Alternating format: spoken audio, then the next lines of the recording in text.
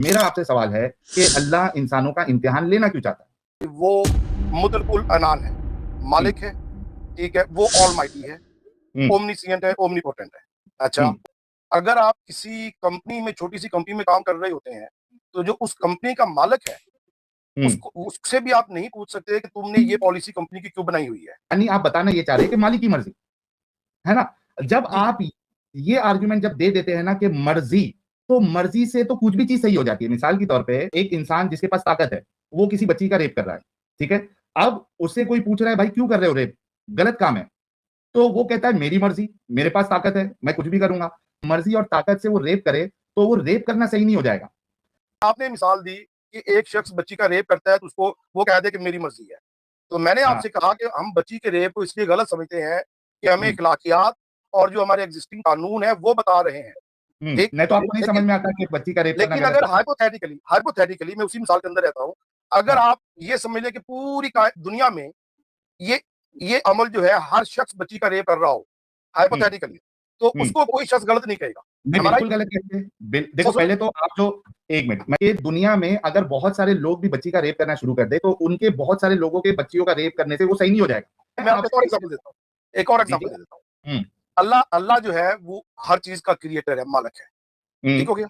Okay. वो कहता है, वो मालिक कहता है कि जी आपने मेरे सामने दिन में 5 दफा नमाज पढ़नी है। हाँ। अच्छा, अगर तो हुक्म देने वाला वाहद वही है और हम्म, उसको, तो फिर तो हमारे पास लॉजिकली उस हुक्म को गलत कहने की हमारे पास शक्ति ही नहीं है। क्यों? इसलिए कि देखें, किसी भी चीज को राइट और रॉन्ग जांचने के लिए ना आपके पास दो एग्जांपल होंगी, तो आप किसी भी चीज का राइट और रॉन्ग समझ सकेंगे। अगर आपके पास एक ही एग्जांपल है मेरे भाई, तो आप उसको एवेल्युएट कर ही नहीं सकते। अगर खुदा वाहद, और यही खुदा के होने का सबसे बड़ी दलील है कि अगर दो खुदा होते तो यही होता जो आप कह रहे हैं। क्या एक होता? कहता कि तुमने गलत किया है, दूसरा कहता कि इस खुदा की बातें गलत है, दूसरा कहता इस खुदा की बातें गलत है। ठीक है। नहीं, दोनों सिंक में क्यों नहीं हो सकते? एक मिनट देखिए, अभी तक आपने मुझे कोई भी लॉजिकल आंसर नहीं दिया है कि अल्लाह टेस्ट लेना क्यों चाहता है, अल्लाह इबादत करवाना क्यों चाहता है। हमारी जो समझ है, हमारी जो लॉजिक है, वो बिल्कुल साफ ये कहती है कि जब आप कोई काम करते हो तो उसमें या तो गेन होगा या तो लॉस होगा, ठीक है, वरना वो चीज बेमतलब हो जाएगी। मैंने आपसे जी, पूछा था कि अल्लाह के टेस्ट लेने से अल्लाह का ना नुकसान है ना फायदा है, तो उसने ये दुनिया बनाई क्यों? अच्छा, सिर्फ यहां तक भी नहीं है। दूसरी चीज ये है कि जिस तरीके की दुनिया बनाया है और जो टेस्ट का निजाम रखा है, उसके वजह से दुनिया में फितना है, शर है, गलत काम हो रहे हैं, बच्चियों का रेप हो रहा है। उसके ये बेकार डिजाइन की वजह से दुनिया में फितना, फसाद और बुराई है। यानी बुराई का जो जड़ है वो खुद अल्लाह है। अगर उसने दुनिया बनाया ही नहीं होता तो बुराई नहीं होती, बच्चियों का रेप नहीं होता, लोगों का कत्ल नहीं होता। एक तो उसका ना फायदा ना नुकसान, प्लस जिसको बनाया है उसका नुकसान जरूर हो रहा है, बच्चियों का रेप हो रहा है, प्रैक्टिकल है। तो इसके इस बेकार डिजाइन और बेकार टेस्ट की वजह से बच्चियों का रेप हो रहा है, तो उसको बनाना ही नहीं चाहिए था। इसका जवाब दीजिए। जी। अच्छा, पहली बात जो आपने की है ना कि इस बनाने में अल्लाह का ना फायदा ना नुकसान है, ये आपकी अजम्पशन है, आपको पता नहीं है। क्यों? तो है क्या तो फायदा नुकसान? सर सुन लेना, सुन ले, मैं बोलता हाँ। हूँ ना, बनाने वाला अल्लाह है, राइट? तो आप अल्लाह के लेवल पे तो नहीं पहुंच सकते। तो जब तक आप खुद क्रिएटर नहीं है, आपको नहीं पता कि क्रिएटर ने क्यों ये काम किया है। सुन लीजिएगा। आपके पास है लेकिन कोई जवाब?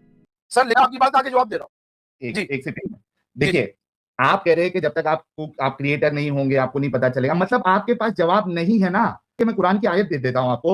अल्लाह साफ साफ कहता है कि तुम मुझे नहीं पुकारोगे, तुम मुझे मेरी इबादत नहीं करोगे, तो मुझे कुछ फर्क नहीं पड़ता। तो आप मेरे जी, को कह जी। रहे हैं कि आपको क्या मालूम अल्लाह को फर्क पड़ता है या नहीं पड़ता। ये कह दीजिए कि हाँ पड़ता होगा फिर, और पड़ता है तो बता दीजिए। और अगर नहीं पड़ता है तो उसका दुनिया को बनाने का जो पूरा सिस्टम है, ये बिल्कुल बेमतलब हो जाता है। एक तो बेमतलब हो जाता है, प्लस बेमतलब भी हम एक्सेप्ट कर लेते कि चलो यार सीधा जन्नत दे देता और उसमें सब मजे करते, वहां तक तो चलता। लेकिन उसने जो निजाम बनाया है उसमें बुराई, शर, फितना, रेप, कत्ल, चोरी, डकैती, ये सारी चीज हो रही है। क्यों? क्योंकि उसने इस तरीके का निजाम बनाया।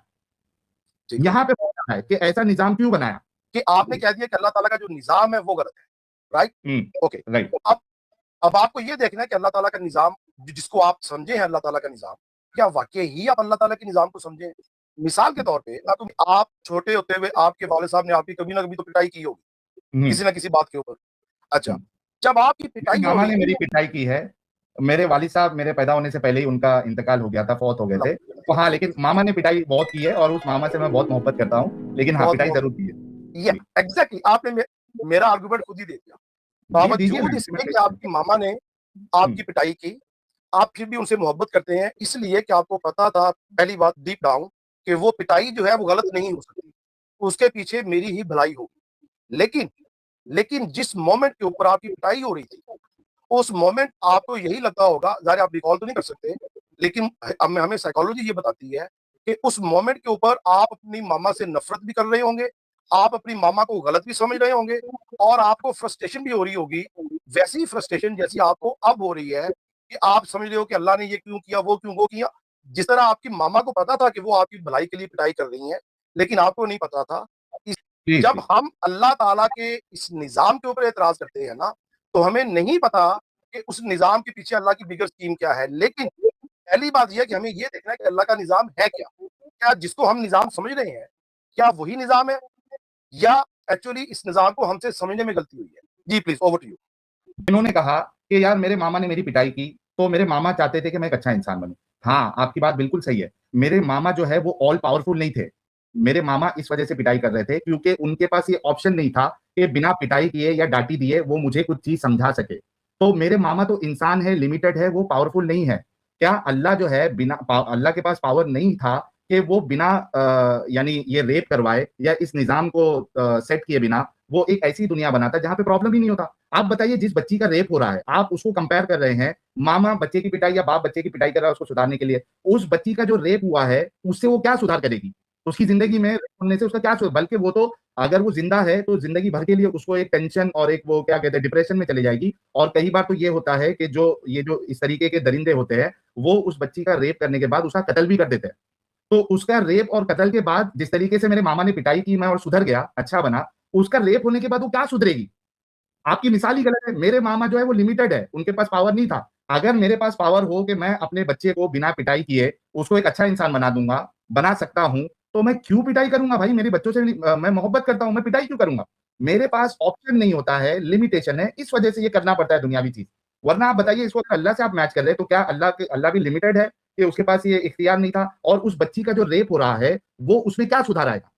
जैसे मेरे में सुधार आ गया पिटाई खाने के बाद, उस बच्ची का जो रेप हुआ है, उसमें क्या सुधार आएगा? जी।